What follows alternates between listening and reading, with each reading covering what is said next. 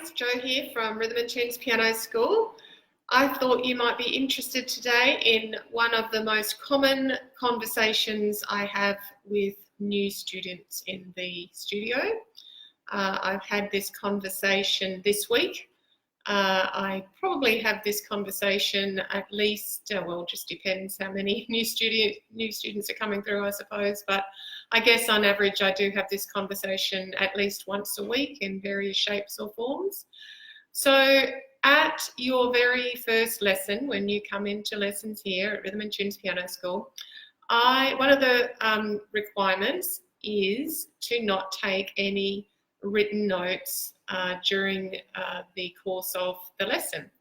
And my adult students in particular, I can almost see them have a minor heart attack about this, because they have, we all have been conditioned to take copious amounts of notes in any learning environment, haven't we?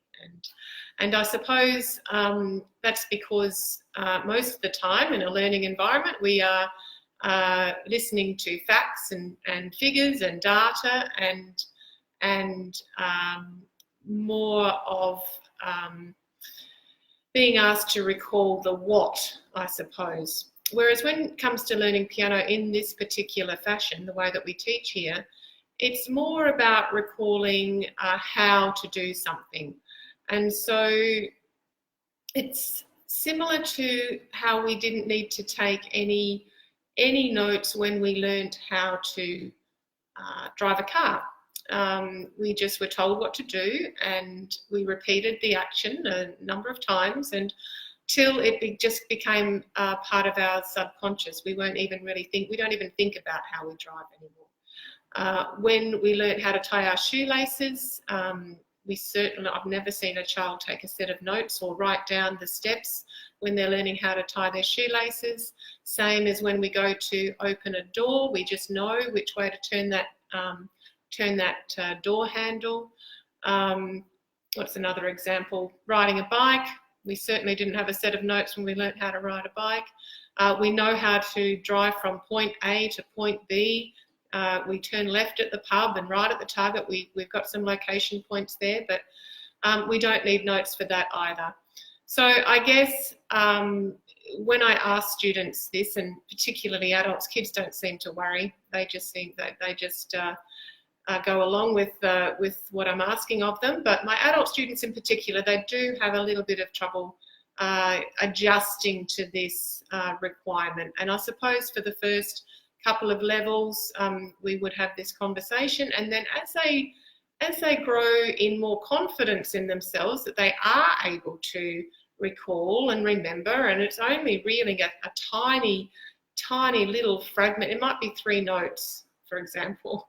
I'm asking them to remember each week, but some of them still really find it difficult not to write anything down about that. So I guess the memory that we're training here is what you would call a procedural type of memory.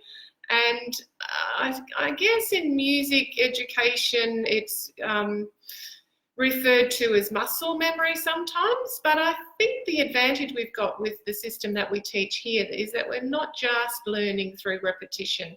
We're learning through actually using the keyboard as a map, as a GPS, as a way of finding our way around the notes. So the whole objective of the program is to learn 30 to 50 songs from memory before we reintroduce looking at sheet music. So I just thought you might be interested in just knowing what that conversation is about today. If you would like to find out any more about lessons here, I will be running a free introductory session this coming Wednesday at 1 o'clock. Just message me on this page and I'll be in touch with all the details.